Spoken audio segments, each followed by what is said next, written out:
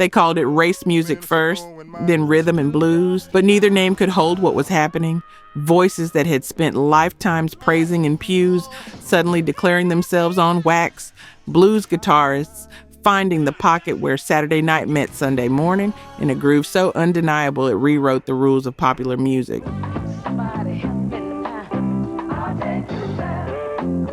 15 records, 24 years, a sound that started in basement studios and ended up shaking the world. And at number 1, you'll discover how a falsetto and 4 minutes of restraint proved that soul didn't need to shout to change everything.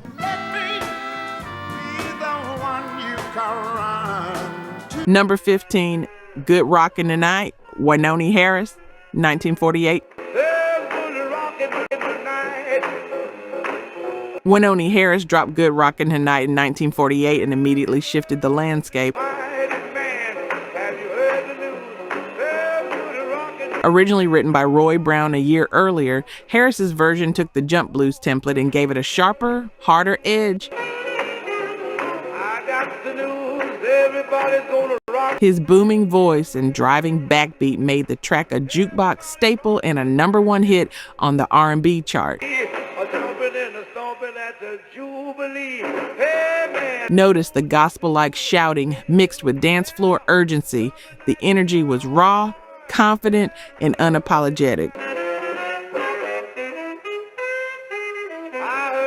Most music historians consider this song one of the earliest bridges between rhythm and blues and what would later become both rock and soul. It lit the fuse in smoky basement clubs where the jukebox never stopped spinning. What made it so important was the refusal to hold back the shout that announced a new era. Up next, a track so bold that controversy became its fuel. Number 14, 60-Minute Man, The Dominoes, 1951.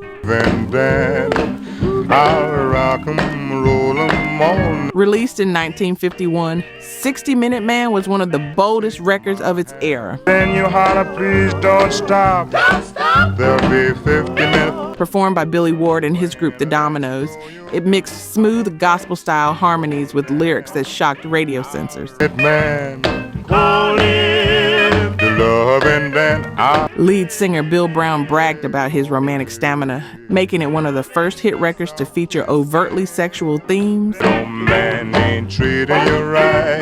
Come up and see. Oh. Many stations refused to play it, yet the controversy only fueled its popularity.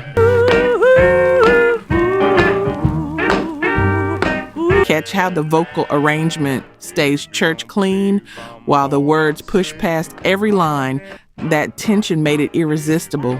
60. It spent 14 weeks at number 1 on the R&B chart and even broke into the pop chart, proving that rhythm and blues could cross over despite cultural taboos. There'll be 15 minutes of kissing. The record sold in jukeboxes and under the counter. 60-minute man. There'll be 15 minutes. A million copies moving through a culture that wasn't ready but couldn't look away. From here, the sound softens, but the stakes stay high. Long, I'm a 60-minute man. You know what breaks my heart a little? Only 1% of the people who watch R&B vinyl are actually subscribed. 99 out of 100 of you keep coming back, vibing with the grooves, feeling the stories, reliving the voices that built soul itself, but you still haven't hit that button. Think about it. You've spent time here, maybe even rediscovered a song that hit you right in the chest. And yet, you're walking away before the next track drops. Subscribing costs nothing, not a cent, but it means you'll never miss the moments that remind you who you were when that record first played. R&B vinyl isn't just music, it's memory, it's heritage. It's the pulse that still beats under everything we love. Don't just listen from the sidelines.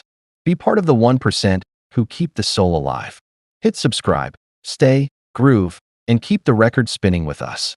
Number 13, Crying in the Chapel. Okay, The Orioles, 1953. I know. Crying in the Chapel was first written and recorded in 1953 by Artie Glenn, with his son Daryl singing lead. As I live. It became a regional success, but the Orioles quickly released their own version the same year, turning it into a national hit. Yes, Their smooth harmonies blended gospel's emotional pull with a pop-friendly doo-wop sound, giving the song a sacred quality outside of church walls. Hear how the vocal group arrangement lifts and cradles the melody like a Sunday morning prayer carried into a Tuesday night.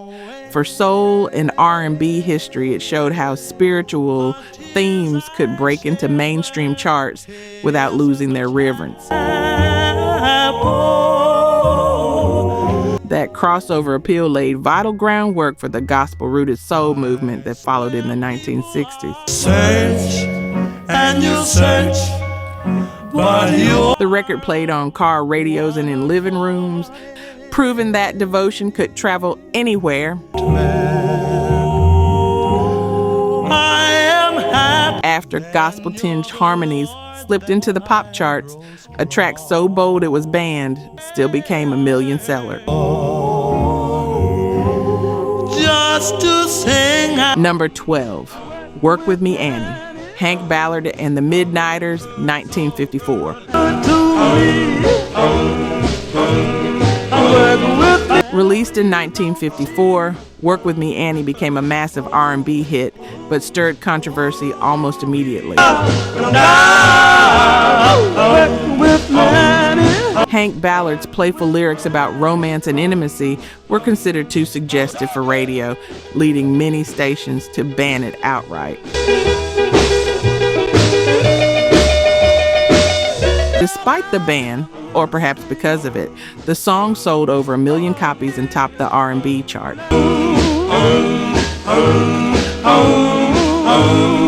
Notice how the arrangement stays tight and danceable while the vocals grin through every line, daring you to turn it off. So good, so good, so good, so good. Its success showed how youthful audiences were ready for frank, energetic music that broke away from polite pop.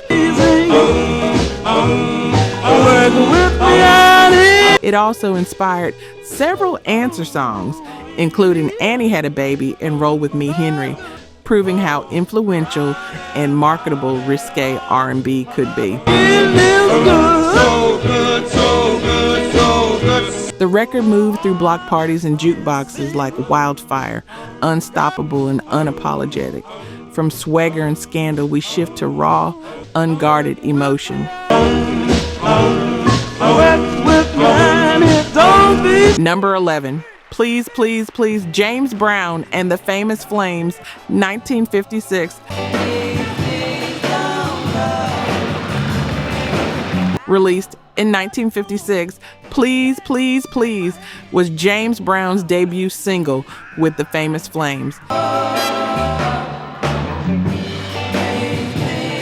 The song was built on a simple, repetitive plea, but Brown's raw emotional delivery set it apart.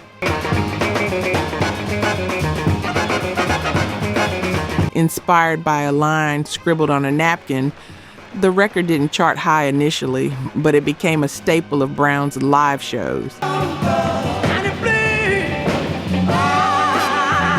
His dramatic stage performances, falling to his knees, clutching the mic, turned the song into a blueprint for soul expression.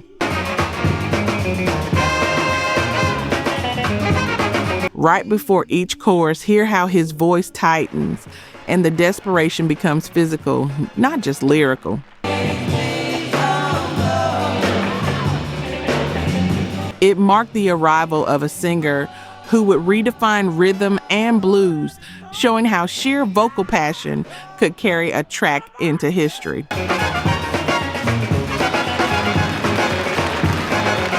The record lived in small clubs and church basements where every performance felt like the first and last time.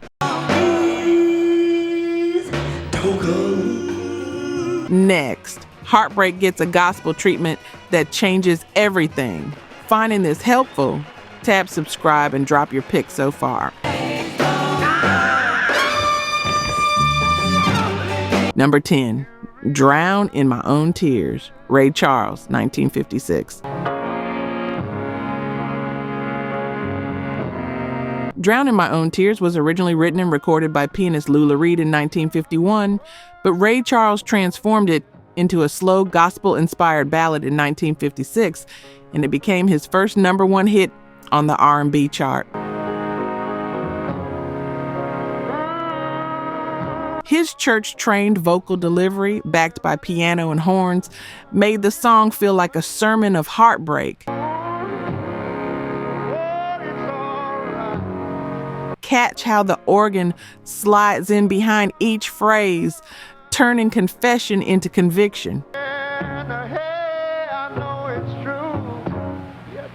This was a turning point. Charles proved that sacred gospel techniques could drive secular music without losing emotional depth. The success of this single solidified his reputation as the genius of soul and opened the door for gospel-rooted R&B to dominate the charts. It played on Quiet Storm radio and in dimly lit living rooms, a slow burn that never let go. After Ray Charles turned gospel into soul, Sam Cooke took that same spirit and gave it a voice for change. Number 9, A Change Is Gonna Come, Sam Cooke, 1964. Recorded in late 1963 and released in 1964, A Change Is Gonna Come became one of Sam Cooke's most enduring works. Written after he was turned away from a whites-only motel, the song reflected both personal struggle and the wider civil rights movement. Musically, it blended lush orchestration with Cooke's gospel-rooted vocals, giving it the weight of both a prayer and a protest. Notice how the strings swelled just before the chorus, lifting the hope even as the words carry the weight. Though it wasn't a huge commercial hit at first, its lush strings and solemn tempo set a new bar for production in soul, while Cooke's emotional performance gave the genre its first true anthem of social conscience. More than a hit, it laid the foundation for how soul could be the soundtrack of a movement. The song played at marches and in moments of quiet reflection, necessary and unforgettable. From hope and protest, we turn to vulnerability stretched to its breaking point. Number 8, I've Been Loving You Too Long, Otis Redding. To stop now. Released in 1965 on Stax Records, I've Been Loving You Too Long became one of Otis Redding's defining performances. The track is crucial to soul history because it showcased the genre's ability to capture raw emotion through slow, deliberate build-up. Your love is growing cold. Redding began almost whispering, then escalated into a pleading cry, supported by the dramatic swell of horns and rhythm section. Stop now. No. Hear how the pocket tightens just before each verse, holding you in place while the tension climbs. This dynamic rise and fall became a hallmark of Southern soul. The song's success on both R&B and pop charts proved that unfiltered vulnerability could resonate with a wide audience. As you become a habit to me. It cemented Redding as a leading figure in shaping deep soul expression, a voice that testifies without apology. Too long. And I don't. The record lived in late-night radio sets and slow dances that ended too soon. Don't make me stop now, yeah. After Redding's plea, one word becomes a declaration. Number 7, Respect, Aretha Franklin, 1967. Respect was originally written and recorded by Otis Redding in 1965. But Aretha Franklin reimagined it in 1967, making her version one of the most pivotal songs in soul history. And guess what? So is my money. Aretha shifted the lyrics from a man's demand to a woman's declaration, turning it into both a feminist and civil rights anthem.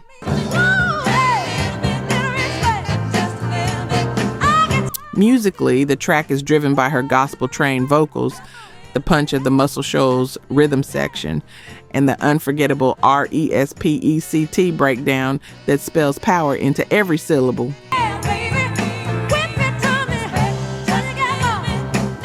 When the backing vocals lock in behind her, the arrangement becomes a movement. It reached number 1 on both the R&B and pop charts, proving that soul could dominate mainstream culture while carrying powerful messages of pride and empowerment. The song played at rallies, in living rooms, and on every radio station that mattered. Stay tuned. After Aretha demanded respect, one song of rumor and heartbreak would echo through Motown and become its biggest smash. Number 6, I Heard It Through the Grapevine, Gladys Knight and the Pips, 1967.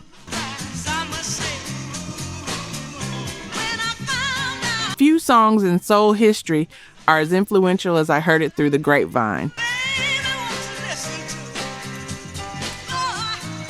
Gladys Knight and the Pips first recorded it in 1967, delivering an urgent gospel-driven performance that reached number 2 on the pop chart.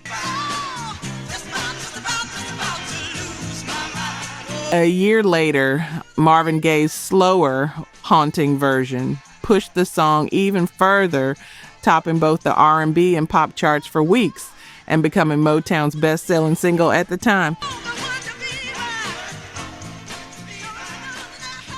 Notice how the bass line walks through each verse like rumors spreading block to block, unstoppable and inevitable. Together, these versions show the genre's range from church-like intensity to brooding sophistication. The song's crossover success cemented Motown as a powerhouse and proved soul could dominate the American soundscape. It played in cars, at parties, and in moments of doubt, a melody that never let go. From whispers and betrayal, we shift to a quiet plea that becomes a storm.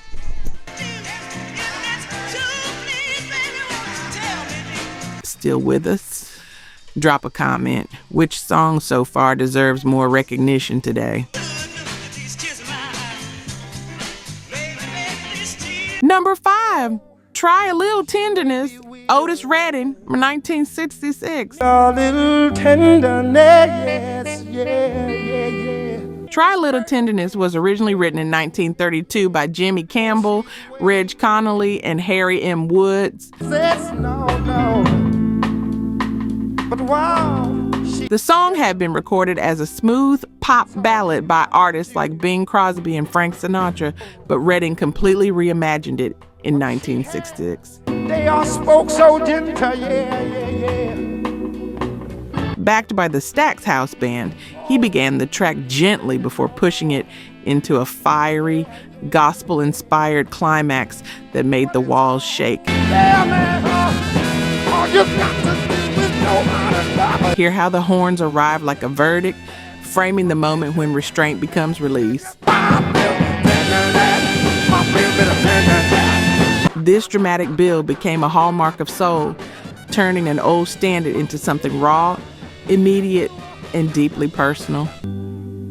Wearing that same old. Redding's take remains one of the most celebrated soul ballads of all time, a masterclass in dynamic control. Yeah. But the soft words. The record lived in basement sets and late-night jukeboxes where every listen felt like discovery. After tenderness, the rhythm itself becomes the revolution.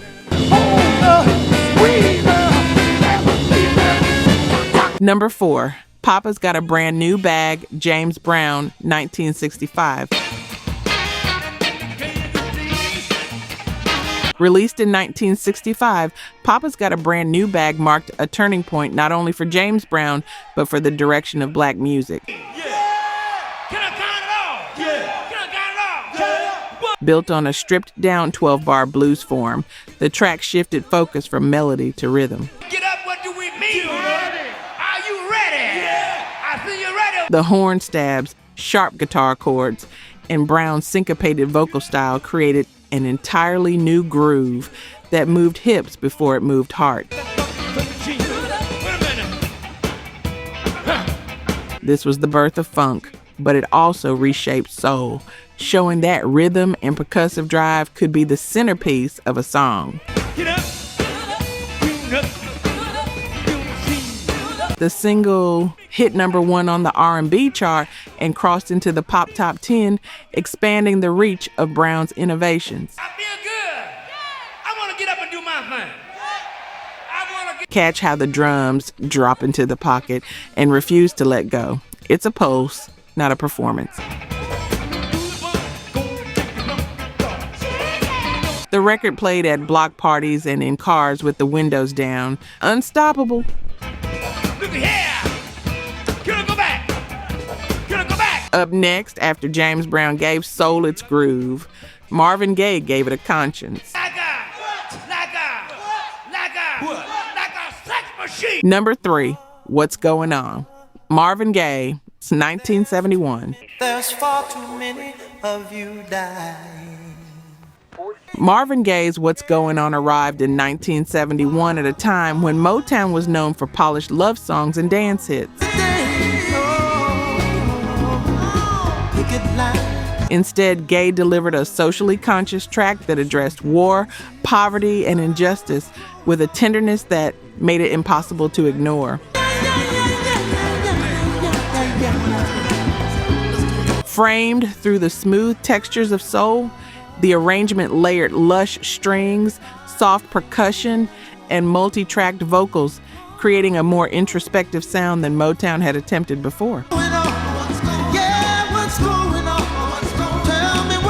As the strings swell and the voices overlap, the song becomes a conversation, not a lecture. I wanna know. Beyond its chart-topping success, the single expanded the possibilities of soul as a genre that could carry political and spiritual weight. With brutality, talk to me. It redefined Gaye's career and became one of the most influential recordings in modern music history. You can see what's going. The song played in moments of protest and reflection, a soundtrack for change. This deadly mass shooting To bring some loving here today. From conscience to uplift, gospel comes home. Oh, what's going on? What's Number 2, I'll Take You There, the Staple Singers, 1972. The Staple Singers' I'll Take You There came out in 1972 and became one of their biggest hits, topping both the R&B and pop charts. Built on a simple but infectious bass line, the song relies on call and response vocals that echo the group's gospel roots. Unlike heavily orchestrated Motown tracks, this one kept the arrangement raw and groove-focused, with Mavis Staples' deep, commanding voice leading the way. Right before the chorus, notice how the rhythm section locks in and the space opens up for the voices to testify. Its lyrics offered hope and uplift, reflecting soul's ability to connect spiritual themes with everyday struggles. The track showed that even as soul grew more political and polished, gospel energy still pulsed at its core. It played at gatherings and on road trips, a promise that the destination mattered. From gospel fire to a whisper that changed everything. Number 1, Let's Stay Together. Al Green, 1972. Al Green's Let's Stay Together was released in late 1971 and rose to number 1 on both the R&B and pop charts in early 1972. Produced by Willie Mitchell at High Records in Memphis, the track blended smooth strings, gentle horns, and a steady groove that framed Green's effortless falsetto like silk over stone. What made it so important to soul history was how it shifted the sound. Where 1960 soul often leaned on gritty shouts and heavy horn-driven arrangements, this record proved that the genre could also thrive on smooth production, restrained instrumentation, and intimacy. Hear how the strings breathe with the vocals, never crowding, always framing. It set the template for R&B throughout the 1970s and beyond, a quiet revolution that felt like an invitation. Song played on Quiet Storm radio and in slow dances that lasted longer than the track itself, timeless.